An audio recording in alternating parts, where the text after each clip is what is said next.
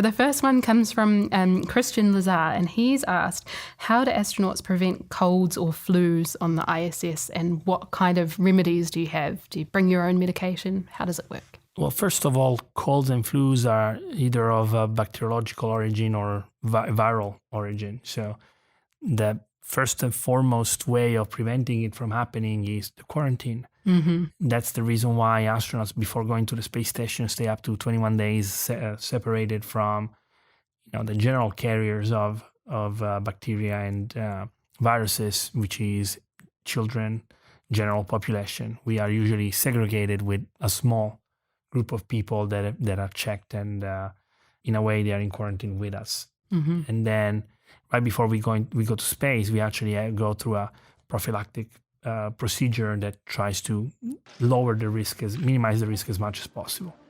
And then on the space station, we try to keep it a very aseptic environment, so that in theory we shouldn't have viral agents traveling around. And after a couple of weeks, really, we all share the same bacteria. Mm-hmm. So those kind of that also lowers the risk of infections and so on.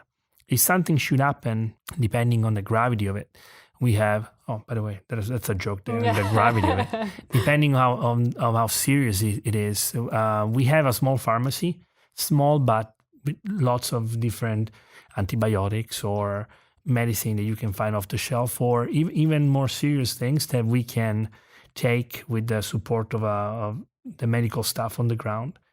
If we have a doctor on board, which we had, Drew Morgan is a doctor, Mm-hmm. we can also use him and his expertise to, for small maladies and things like that.